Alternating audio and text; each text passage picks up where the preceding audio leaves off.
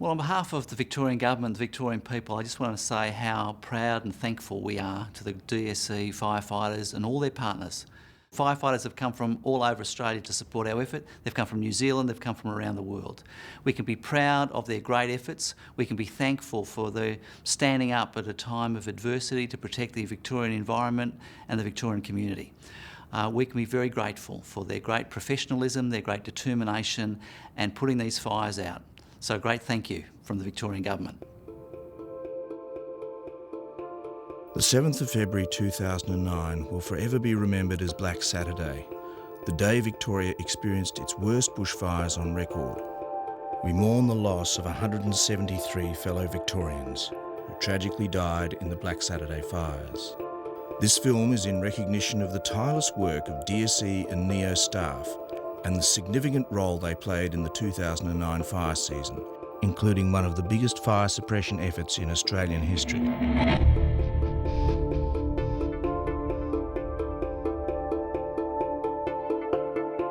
We virtually started preparing for this season as we came out of last season.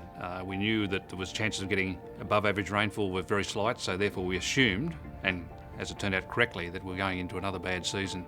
We've had 12 years of below average rainfall. There was no indication we were going to get rain during summer. We did get rain during December, but all the indications were once that did dry off, that if that initial effect dissipated, then we were going to have a very, very bad summer.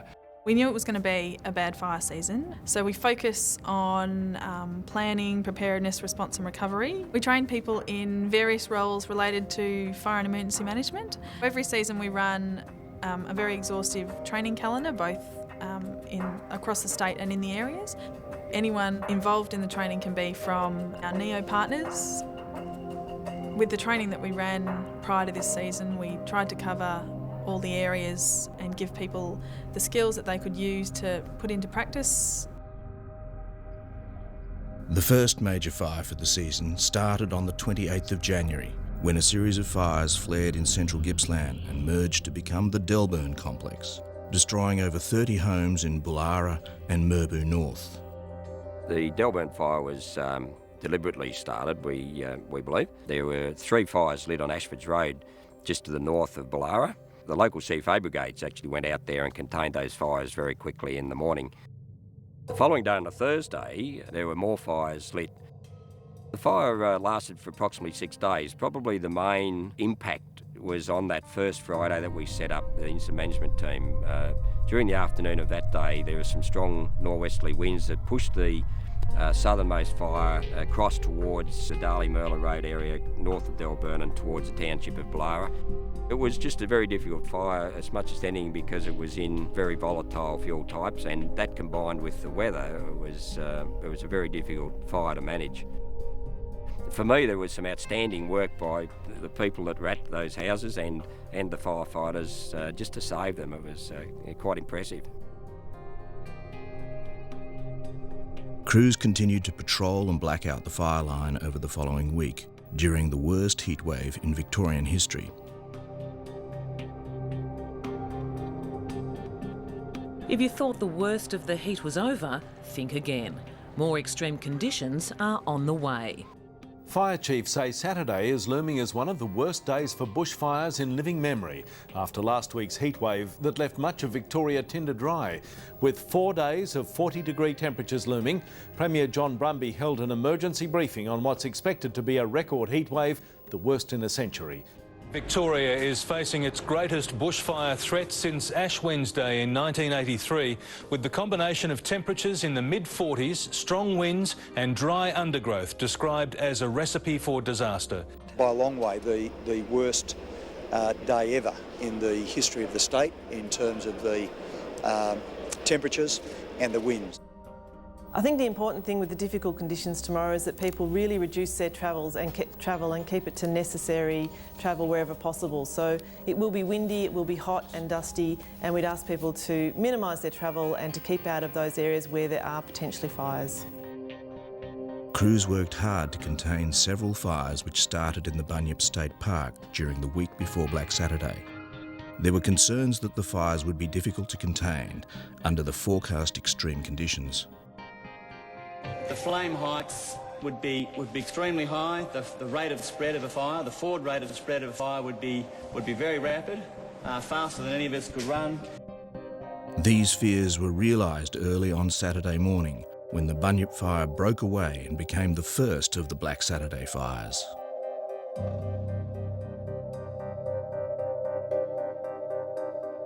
Strong winds and searing heat are testing firefighters trying to control a blaze in the Bunyip State Park east of Melbourne. The fire, which has burned through more than 160 hectares, has broken containment lines. Bunyip Ridge track fire was going before Black Saturday. There was a lightning storm went through eastern Victoria and ignited a number of fires. But on that bad day, one of the fires that crews were working on actually broke containment lines and made a run under the severe weather conditions. Around midday, the Kilmore fire started in central Victoria and spread rapidly southeast, moving with a southwest wind change with devastating consequences. This particular fire complex, the Kilmore East Murrindindi South complex, started just south of Kilmore and spread very rapidly, burning through plantations, grasslands, affecting homes, affecting private assets, and then spotted into public land, being the Toorong Reservoir, the Wallaby Creek catchment, which is part of King Lake National Park, and then spread right along the King Lake ranges and proceeded then to move, following the southwest change, in that northeasterly direction and impact on terrain beyond King Lake. Our primary role was really the protection of the communities around Eildon, around Jamison, Matlock, and of course preventing the fire spreading in a southeasterly direction into the Thompson catchment. The challenges were so complex and immense, because not only did you have to concern yourself with the fire front, you really had to concern yourself with the primary responsibility of the community safety, community assets, and firefighter safety. In times of adversity, people actually came together to fight through that adversity.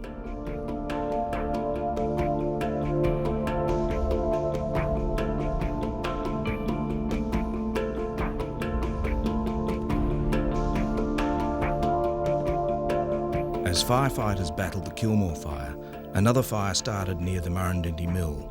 Crews rushed to the Murrindindi Reserve to rescue campers who were trapped there. Fire was coming up on the right-hand side of us up here, so we pushed down the river down here, and by that stage it was getting sort of fairly smoky, and came down from our crew leader, Mike. He basically came into the park, assessed the situation himself, and said that there was no way we were going out either way, so this was our safest refuge. We brought all the cars into the car park just over there, parked them all around, and just escorted everybody in here to the river. Would have been probably minutes by the time we got them into the car park there, and just sort of hurried them all down into the water. Yeah, wouldn't have been long at all. It was sort of spotting all that time as well, so it was embers and that falling, the smoke was everywhere, so it was pretty scary at the time. I jumped on a chainsaw when I first got here and pretty much cut the track in. Anything we could chop, we chopped and cleared and pulled away from the immediate area for just the heat. We brought two of our slip-ons down into the water so we could suck water straight out into the tanks. We got all the people down to the riverbed, gave them the blankets. A few of the younger children and that we put inside the vehicles with the air conditioner on for them. Covered the windows up with blankets and that so they could try to distract the kids a little bit. When we pulled up in the tanker, we were up near the other vehicles, and I ran the hoses out and started putting out a few spot fires around the place. After a while, they started running out of water, and it got quite hot in there where the vehicles were, so we set the spray up on the tanker and then came down to the river ourselves. We started spraying all the vegetation around here. They tipped out their eskies and started bucketing water around the place. It was, I think it worked fairly well because they had something to do, and they were pretty keen. We had to sort of pull them back all the time because they kept walking off down the river down there trying to put the flames out. I don't think they did realise how big it was. I don't think any of us did really. It all happened so quickly. I've never choked on smoke before, and I sat here and my lungs, I thought, come out of my body. You lose everything in your stomach. You couldn't hold nothing down. The water, the whole lot, just dehydration. After about that 3.5 hours, I guess the main the fire kind of passed through this area, and then we started convoying the campers out. We managed to get their cars out as well, so by the time we got out there we had all their stuff and that was back, and one of the blokes came up and he had his esky with him. He was just walking around handing out Coke. I think we had downed about 3 boxes of water since we'd been in the river here, and Coke was nice when we got out there, so he was just walking around going, "Oh boys, have one of these," and yeah, it was good. We got a couple of thank you letters like during the fires. No, they were happy with it all, really grateful for what happened. As the Kilmore fire headed over Mount Disappointment toward Healesville, the Murrindindi fire was running parallel, burning rapidly with high intensity over the Black Ranges towards Narberthong and Marysville.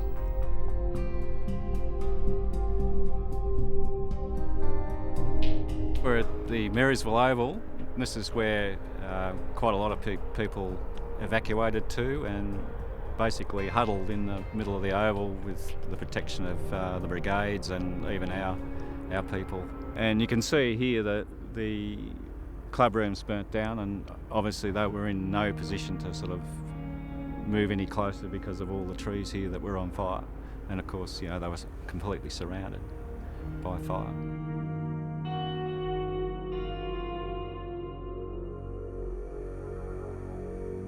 We knew we had people here on the Oval that had taken shelter from the fire, and 20 of our firefighters were locked into Marysville. A lot of the effort was to open up the roads, get relief in and evacuate these people, and I was really relieved to see them.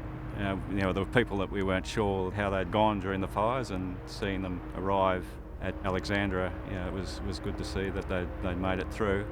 There was trees down everywhere, so we sent in heavy equipment and that to sort of open up the road and make it as safe as we could to get them out.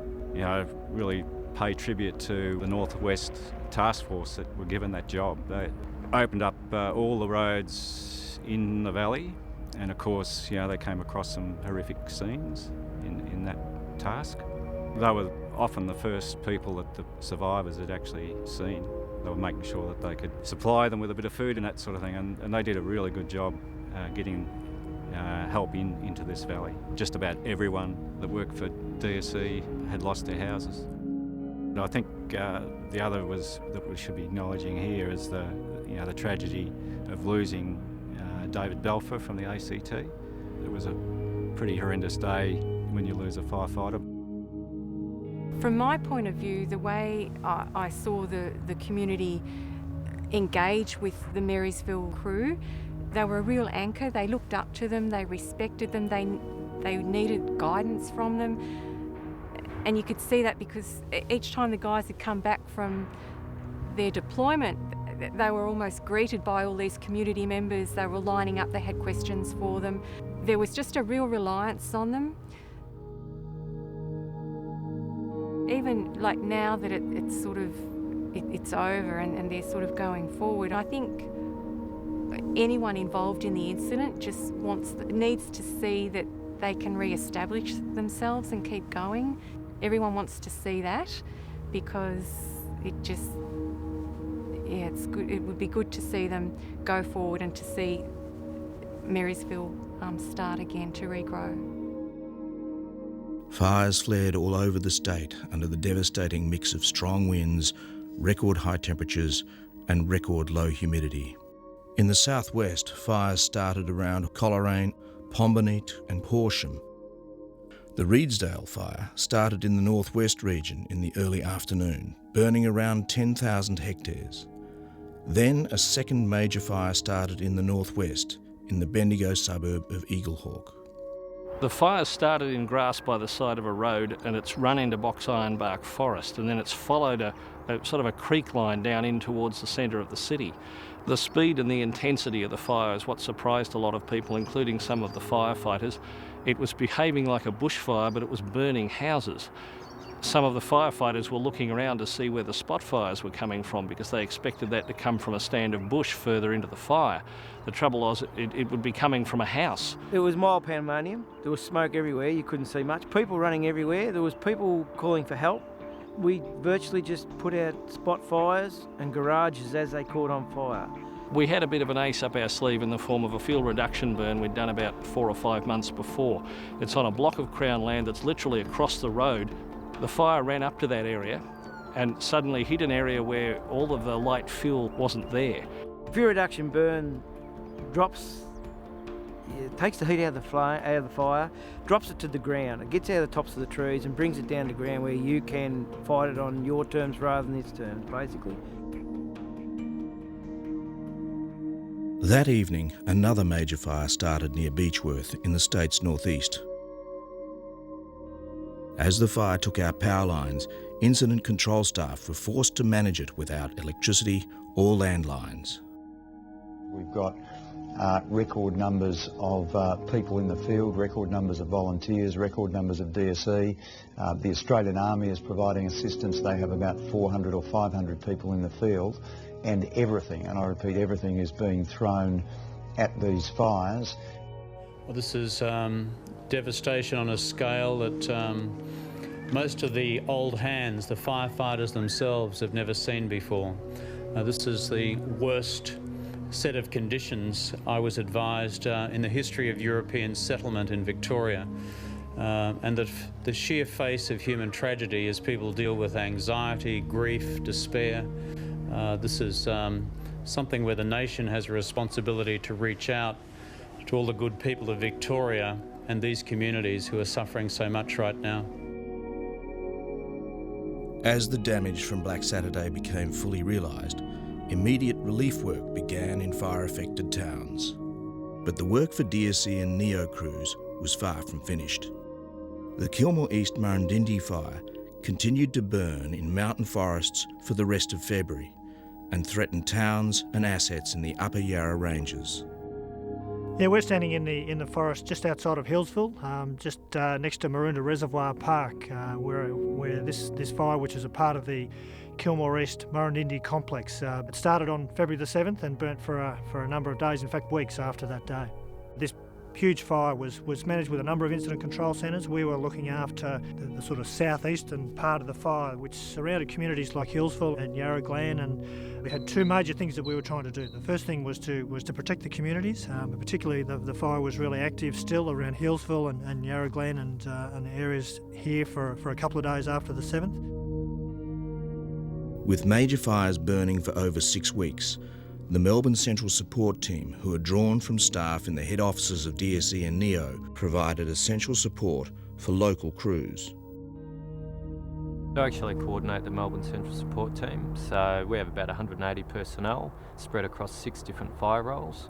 I'm a member of one of the crews, so Tim will make a call and we'll pack our bags and get ready to leave. I think one of the primary challenges that we face in fire management is everyone has to come together and try and put out a fire that's rapidly changing, it's really dynamic, it presents us with a whole heap of hazards, not just to us but to the Victorian communities. You know, you'll have directors working out there just kicking around in the dirt like everyone else is and trying to get the job done, and I think that's really humbling for some people, and it's really nice to get to know people on a different level like that.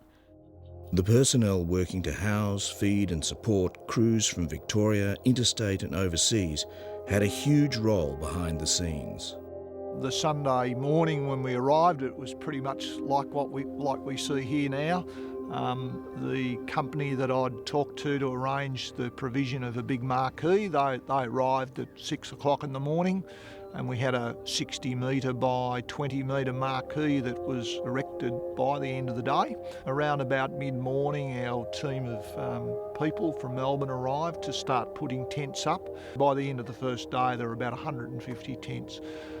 Over the period of a couple of weeks, it just incrementally grew. So every day was, we need another 50 tents, we need another 100 tents. And by the end of about the third week, we had something like 530 tents on this oval. The number of meals that we put through our catering facilities here was anywhere from about 2,500 to 5,000 meals per day. Over the length of the fire, there was something like 94,000 meals produced out of the base camp catering facility on site. So yeah, it was quite incredible. Like, this was home to a lot of people for the period of time that they were here. It might have only been 2 days or it could have been a week. It was a bit like home while you were away from your own home. We actually had a huge catering effort here in this car park. We were catering for over 100 people in here. So all of the cars that you see were all cleared out, and we had tables and chairs set up here to cater for up to 100 people.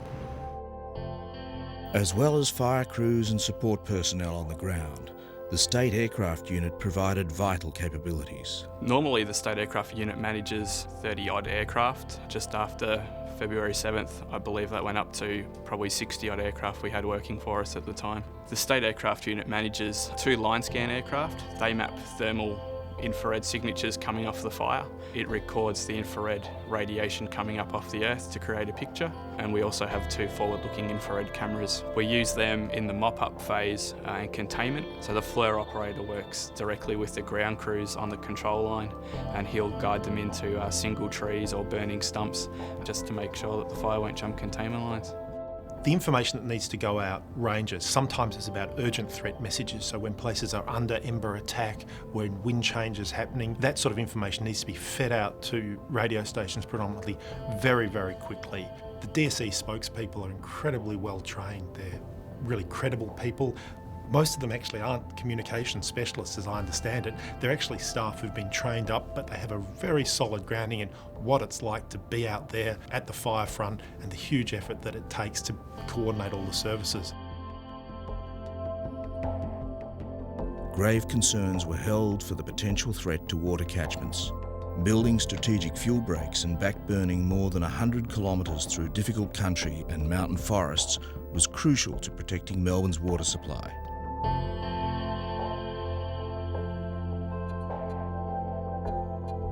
I've been firefighting for nearly 18 years and we get deployed quite regularly across the state in incident control teams, and I've never come across a fire so complex. With bushfire, there's two things that can happen in relation to impacts on water. The first thing is the immediate impact that you can get on water quality. Soil and ash and debris can actually wash into our creeks and end up in our drinking water.